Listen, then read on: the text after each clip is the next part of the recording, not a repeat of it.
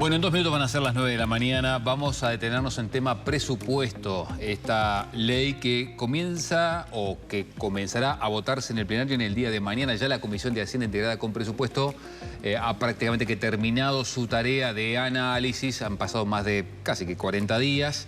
Se ha recibido a mucha delegación y hay algunos aspectos que se han modificado con respecto al proyecto original. Vamos a tener la visión a partir de este momento de la oposición del Partido Nacional. Es con mucho gusto que vamos a recibir al diputado Juan Martín Rodríguez. Diputado, ¿cómo le va? Buenos días, gracias por estar acá con nosotros. Buen día, Alfredo, Maggie, un placer. Especialmente, además, porque ¿a qué hora terminaron? Y eran pasadas las 4. O sea, hace un rato. Sí, tuvimos que dormir apurado. Está bien. En líneas generales, ¿con qué sensación se queda después de la votación? Bueno, finalizamos, como tú bien decías, la primera etapa del trabajo en comisión, que incluso, no tengo dudas, van a haber cambios en el plenario. El gobierno ya anunció, de hecho a nosotros nos transmitió, que no iban a votar reasignaciones en la comisión y que las iban a dejar para la etapa de plenario. Estamos convencidos que muchas de las reasignaciones que nosotros planteamos en el día de ayer y hoy van a ser acompañadas en el plenario de la Cámara de Diputados. Por ejemplo, ¿cuáles? Bueno, aumentos, incrementos para el PDCIVA, aumentos para el Clemente Estable, seguramente también aumentos para la Universidad de la República. En el caso de la UTEC estamos aguardando la etapa del plenario para conformar conjuntamente una propuesta. Creo que vamos a ir por los mismos puntos, tanto el gobierno como, hablo del Partido Nacional en cuanto a la oposición, pero creo que los diferentes partidos vamos a ir por los mismos temas. Algo muy reclamado por el sector universitario, sobre todo, bueno, a nivel todo educación, ¿no? Pero acercarse un poquitito más al 6+1, de alguna manera. Bueno, en el caso, por ejemplo, de la Universidad de la República, nosotros hemos planteado aditivos que no fueron acompañados, pero repito, creo que de cara al plenario van a haber, no sé si con las mismas cifras, con cifras diferentes, pero vamos a llegar posiblemente a fórmulas comunes, incrementos en horas de dedicación total para docentes, incrementos para la descentralización de la Universidad de la República, incrementos para programas específicos del Hospital de Clínicas. Vamos a trabajar, eso tal vez está en un segundo renglón, para horas no docentes, eso en cuanto a la Universidad de la República. Luego, en el caso de la ANEP, el gobierno seguramente entienda que esa etapa deba ser analizada más en el Senado que en la Cámara de Diputados, porque es algo habitual. Eso lo hacen todos los gobiernos. Deciden resolver algunos temas en la primera Cámara y otros temas en la Cámara de Senadores. Si no, todo se terminaría, en este caso, en la Cámara de Diputados. Tenemos la impresión, eso no es un dato confirmado ni mucho menos, pero tenemos la impresión que la discusión de ANEP va a quedar para el Senado de la República. Van a haber incrementos probablemente también en lo que es la UTEC en la Cámara de Diputados, pero eso es lo que estamos terminando de afinar. Luego también, vamos a trabajar sobre fiscalías, ahí estamos trabajando en dos áreas. Estamos hablando en lo que es la creación de nuevas fiscalías, además de las que ya fueron remitidas por el Poder Ejecutivo, y un aspecto que no es menor, que viene del año 2010, lo que es aquella decisión del entonces presidente Mujica, de un artículo que se votó en la ley de presupuesto, que generó todo un desbalance en los sueldos. En la equiparación salarial. Que comenzó en el Poder Judicial, luego derivó a varios organismos. Bueno, estamos trabajando en una fórmula que por lo menos empiece a transitar, así como lo hicimos en la legislatura pasada con los funcionarios del Poder Judicial, y logramos que más de unos 4.000 de los 5.000 funcionarios judiciales hoy estén equiparados. Seguramente avancemos en torno a la Fiscalía. ¿En temas de seguridad, más allá de Fiscalía? Bueno, ayer hicimos unos planteos, por ejemplo, de adelantar, junto con el Partido Colorado, de adelantar algunos recursos, por ejemplo, que están destinados o que están pautados a partir del año 2027. Veremos, obviamente, reitero, el gobierno no votó reasignaciones y como el gobierno es mayoría en la Comisión de Hacienda y Presupuesto, esas reasignaciones no salieron. Veremos si de cara al plenario, por ejemplo, la creación de policías, de operadores penitenciarios, que algunos están escalonados. Nosotros planteamos adelantar en algunos casos, también el tema de las tobilleras, que ellos planteaban 2 artículos y en un caso lo planteaban a partir del 2027. Veremos si alguno de estos aspectos es contemplado en la Cámara de Diputados para adelantar no al 27 sino al 26. Rodríguez, estas son cosas que usted entiende que pueden llegar a pasar ahora en el plenario, pero ¿entiende que puede haber alguna sorpresa? Por ejemplo, el jugador Cabildo Abierto. ¿Entiende que puede llegar a sorprender con algún planteo, con alguna posición, con algún pedido? Bueno, el diputado Perrone, que no integra la Comisión de Presupuesto y Hacienda, porque el partido Cabildo Abierto no la integra, pero ha participado, podría decir en todas las reuniones, capaz que no del comienzo hasta el final, pero en todas las reuniones de la comisión, ha declarado públicamente que las pretensiones de Cabildo Abierto van en el sentido de un incremento para el personal militar, sobre todo para la tropa, que también ha sido un pedido en el quinquenio pasado y se fue respondiendo a ese planteo en las diferentes instancias presupuestales, y para sanidad militar. Bueno, nosotros de hecho tenemos un aditivo también que lo tenemos, no lo llegamos a terminar de delinear, pero lo vamos a estar presentando también de cara al plenario, que puede contemplar algunos de esos aspectos. Capaz que no sean exactamente igual, pero pueden llegar a ser coincidentes conceptualmente. Veremos si eso coincide. Después lo que haga Cabildo Abierto es una pregunta, o sea, en cuanto a la actitud del voto, es una pregunta más para Cabildo Abierto que para lo que yo les pueda responder. Ellos ya no integran la coalición para ustedes, o sea, no han trabajado en bloque en este tiempo de procesamiento de lo que es el presupuesto. Acá no es lo que uno cree si Cabildo la integra o no integra la coalición, creo que es uno que se autodefine si está o no está. Un dato de la realidad es que desde marzo a la fecha, desde febrero a la fecha, salvo tal vez en las primeras semanas donde se pudo dar alguna coordinación, sobre todo instrumental, operativa, administrativa, de la organización de la actividad parlamentaria, distribución de comisiones, de espacios de representación, Cabildo ha decidido no participar de las instancias o al menos no coordinar disensos. Eso es algo que a mí me gusta y me interesa resaltar. Los partidos Nacional, Colorado, Independiente no hemos votado igual en todos los temas. De hecho, en el presupuesto, el Partido Nacional votó en general en comisión, porque lo había anunciado a comienzos de septiembre, que el Partido Nacional no iba a dejar sin presupuesto el país, que íbamos a trabajar para una mejor ley de presupuesto. Por su parte, el Partido Colorado no votó en comisión en general, pero anunció que podía llegar a rever su posición, y el Partido Independiente no lo votó. Quiere decir que hubo 3 posturas distintas. Sin embargo, lo que se da en el ámbito de estos 3 partidos es al menos una coordinación de disensos, de compartir opiniones al respecto.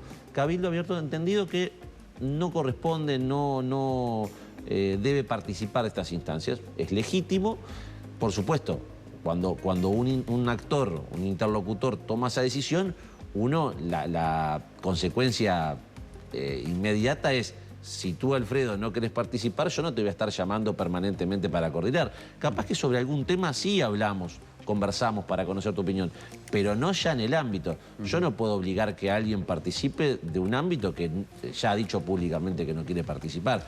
Entonces, si el día de mañana Cabildo dice, bueno, a mí me gustaría empezar a participar de estos ámbitos, bienvenido, no hay ningún inconveniente, pero mientras eso no suceda, nadie puede forzar a nadie. Ahora, diputado, ¿y está bien? ¿Entiende que políticamente es correcto que se tengan visiones diferentes dentro de los partidos de la coalición republicana? Una coalición que pretende, supongo yo, volver al gobierno en el 29 y tener diferencias tan notorias en torno a la discusión de la ley madre de la administración Orsi.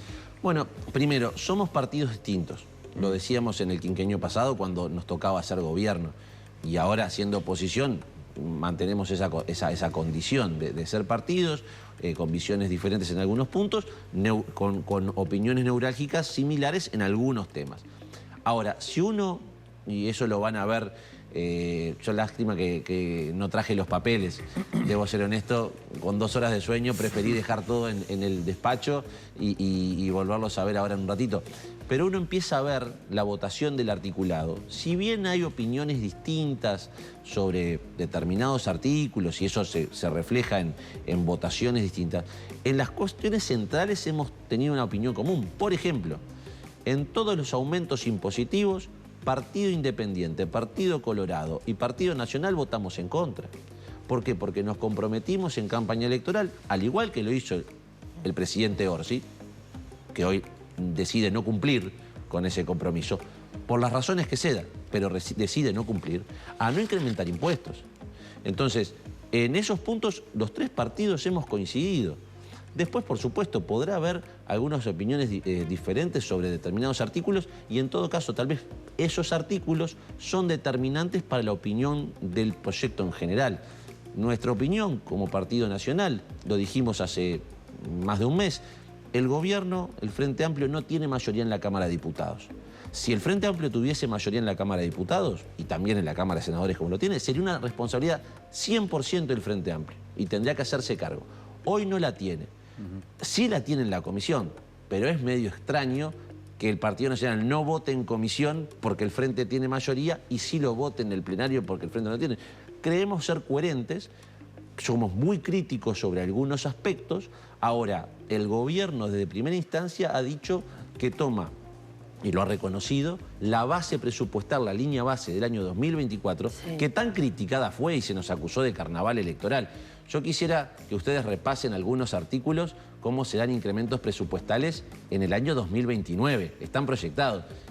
Y nos hablan de carnaval electoral. Hoy ya uno mirando el proyecto de presupuesto, no importa, hay que detenerse a verlo, ve que vienen en algunas cosas montos para el 2025, 2026, perdón, 2026, 2027, 2028, y de golpe en el 2029 se disparan. Yo no voy a acusar de carnaval electoral. Ahora, hoy el Frente Amplio está reconociendo por la vía de los hechos o que no nos dijo, que no le dijo la verdad a la gente porque no había carnaval electoral, o está haciendo supuestamente lo mismo que se nos acusó. Sí, es a veces igual un tanto difícil, ¿no?, proyectar de acá, de cara al 2029-2030, cuando en el medio hay tantas otras necesidades, ¿no? Y ayer tuvimos al economista Ignacio Munyo, director de Ceres, acá en el programa, y una de las cosas que dice Ceres en torno al presupuesto es que el crecimiento que proyecta el gobierno puede... O entiende que puede llegar a no ser tal, ¿no?, a alcanzarse ese nivel de crecimiento y que eso puede comprometer los objetivos que se ha planteado el gobierno. ¿Ustedes lo han manifestado, lo han conversado con el gobierno? ¿Eso puede redundar en nuevos impuestos? ¿Cómo ven esa situación en la que se puede empujar el país? Nosotros se lo dijimos al ministro Odone en las dos oportunidades que fue a la comisión, el 5 de septiembre y el 30 de septiembre. En primer lugar, el gobierno está muy jugado a 2 o 3 factores que no dependen de él. En primer lugar, la inversión. Uno ve la inversión y ve que los niveles de inversión están en torno al 16% y no va a crecer. Es decir, con una inversión menor a la, por ejemplo, comparada o similar a la del segundo gobierno del presidente Vázquez, se planifica crecer al doble. Después, otro elemento no menor es la inflación. El presidente del Banco Central, y se lo dijimos, hace unos meses antes de asumir, hablaba de tender una inflación del 3,5%. Meses más tarde, cuando presenta el proyecto de presupuesto, se habla de en torno al 4,5% en la inflación. Porque, ¿qué pasa? Si la inflación baja, se le van a cambiar los números al gobierno. Y el tercer factor es el tipo de cambio, el dólar. Si alguno de estos factores empieza a moverse no a de acuerdo a lo que el gobierno pretende, eso va a generar que los números no le van a cerrar. Y eso inevitablemente va a provocar un ajuste fiscal. Y se lo dijimos al ministro Odone. Una cosa que lo hemos escuchado del economista Munyo, que seguramente lo habrá dicho ayer, es que Uruguay, el grado de crecimiento que el gobierno hoy planifica que va a ser en torno al 2,5%, sí, en 2/3 partes obedece a factores externos y una tercera parte obedece a factores internos. Y cuando los factores externos son neutros, como pasa hoy, Uruguay no ha crecido más del 1%. Entonces, ¿cómo podemos esperar que si tenemos factores externos que no son favorables, tal vez tampoco sean desfavorables, al menos son neutros, crecer al doble de lo que crece Uruguay en los últimos 40 años promedio cuando se dan esas circunstancias? Entonces, nosotros lo vemos como una expectativa muy voluntarista del gobierno en cuanto a la proyección de crecimiento. Creemos, ojalá tenga razón, pero tenemos la impresión que es muy endeble y que en función de que alguna de estas variables no se ajuste a lo que el gobierno planifica, va a tener inevitablemente, y se lo preguntamos al ministro... ¿Y qué les contestó el ministro? Y bueno, y recalcularemos, como decía el viejo GPS, recalculando, fue lo que dijo el ministro. Si algo no cierra, tendremos que rever. Eso significa un buen romance, es si los números no nos cierran vamos a tener que poner más impuestos. Eso es lo que el gobierno tiene previsto si los números en los próximos 2 años nos cierran. Tanto es así que el impuesto mínimo complementario doméstico, la versión Uruguay del impuesto global, recién se va a prever, está previsto recaudar para el segundo semestre del 2027. O sea, y de ahí van a obtenerse, según los números del Ministerio de Economía, unos 360 millones de dólares.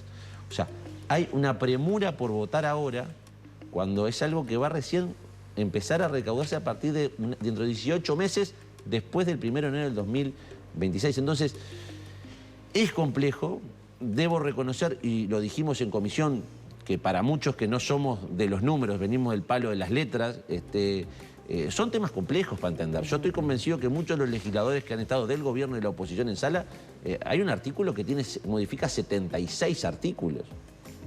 O sea, del impuesto complementario, mínimo complementario doméstico. O sea, son temas muy, muy complejos para analizarse en 30 y tantos días de trabajo en comisión, más a los 45 días de la Cámara de Diputados y otro tanto en la Cámara de Senadores. Veremos qué sucede.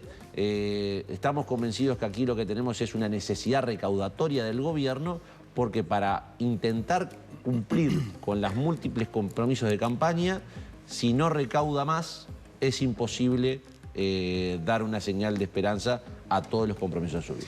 A propósito de esto, lo ato con la postura que va a tomar Cabildo Abierto y le vuelvo a pedir una valoración política y hasta, si se quiere, personal, diputado. ¿Usted entiende que la postura que tomará Cabildo Abierto en torno al presupuesto, acompañando al gobierno, por ejemplo, en el tema impositivo, se convertirá en lo que los abogados dicen un impedimento dirimente a la hora de conformar la coalición en el 2029? A mí no me gusta hacer futurología. Creo que el gran problema, yo no voy a decir si la actitud o lo que haga Cabildo es bueno o es malo. Cabildo sabrá lo que hace. Los diputados Silvana Pérez y Álvaro Perrone son representantes electos por el pueblo y por lo tanto tienen una responsabilidad, pero también han sido colocados ahí por la gente. Y uno puede coincidir o discrepar, pero es tan legítimo la posición de ellos como la que pueda tener uno. Eso no hay duda, pero podés quererlo o no en tu equipo. No, pero lo digo esto porque muchas veces se menosprecia al otro porque piensa distinto. Y yo trato de que el que piensa distinto, respetarlo. Discutir, discrepar, a veces fuertemente, pero siempre respetarlo. Y me gusta reafirmarlo en esta instancia. Ahora, yo creo que al que va a condicionar más que a una eventual conformación es al votante. O sea, el votante que eligió a Cabildo Abierto en las elecciones de octubre de 2024, ¿le conforma esta actitud que va a tener Cabildo, que ha venido teniendo Cabildo y que eventualmente puede llegar a tener Cabildo? Yo no digo que lo vaya a tener, digo que eventualmente puede llegar a tener. No es a mí que me lo tienen que responder. Se lo tiene que responder a los votantes. Si los diputados de Cabildo Abierto reflejan lo que los votantes quieren, serán respaldados. Si en algún momento, por eso el dirigente político, si algo tiene que tener bien afinado, es el olfato y el oído. ¿Y usted fatea que le pasará cuenta el votante de Cabildo Abierto en el 29? Bueno, veremos. Eso... ¿Pero qué olfatea usted? Bueno, sí, uno tiene instrumento para olfatear y lo que percibe es que cuando uno habla con ciudadanos que votaron a Cabildo, como parte de una visión que integraba la coalición republicana, nota cierto inconformismo. Y en ese olfato, esos votos de Cabildo, ¿hacia dónde pueden migrar? Bueno, veremos. Eso estamos hablando de 60.000 ciudadanos. Uno no puede hacer tampoco hacia dónde va cada uno. Creo que seguramente habrá un porcentaje que entienda que está bien lo que hace Cabildo, habrá un porcentaje que entienda que no, y capaz que un porcentaje le es indiferente. Lo que digo es, quien debe juzgar a las actitudes de los diputados de Cabildo Abierto serán los votantes que eligieron los diputados. Rodríguez, tenemos que cerrar, nos quedan pocos segundos, pero ¿qué va a hacer el herrerismo? Hay un nuevo jugador en el Partido Nacional, que es Martín Lema, con este nuevo espacio. Álvaro Delgado, Martín Lema, ¿dónde se van a ubicar? Es que el herrerismo tiene una visión propia, un rol propio a cumplir. Nosotros hace algunas semanas, un poquito más en realidad, más de un mes y pico, invitamos a Martín Lema a uno de nuestros plenarios, nuestras asambleas, primero porque generacionalmente, en mi caso, nos conocemos hace más de 25 años, militamos juntos desde la militancia universitaria y, bueno, ni que hablar a nivel partidario.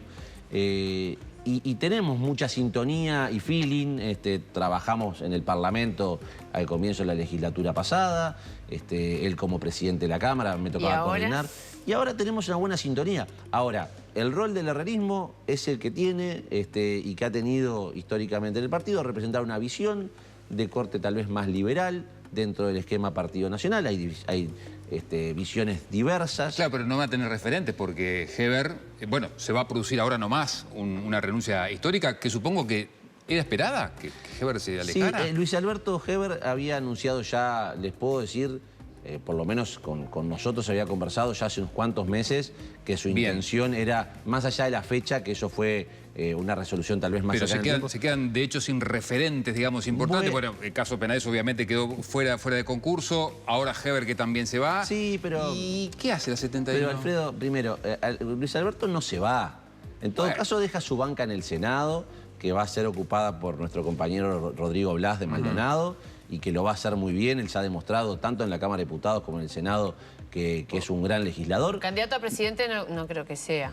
Bueno, y candidato a presidente en las últimas elecciones, el herrerismo acompañó a Lacalle Pou en el 2014 y en el 2019 y en la interna del 2024 a Laura Raffo. Veremos, creo que muchas veces a los políticos se nos acusa de estar siempre pensando en las elecciones. Yo lo que digo es, falta tiempo. Estamos en el 2025. Creo que lo que sí, y con esto cierro, lo que el Partido Nacional necesita, porque es cuando le ha ido bien, es tener al menos dos patas potentes, dos polos, dos movimientos. El herrerismo seguramente va a ser parte de uno de esos polos, movimientos. Y esperamos, y esto personalmente lo digo con total convicción, esperamos que ese movimiento sea un movimiento superador, que integre el herrerismo y capaz que integre otros sectores. El tiempo dirá con quiénes y a partir de cuándo. Bien. Estamos en el 2025, estamos discutiendo el presupuesto. Gracias. Para hablar de elecciones todavía... Para hablar de esa interna lo conversamos en las próximas ediciones, ¿le parece? Gracias, un placer. Gracias, diputado.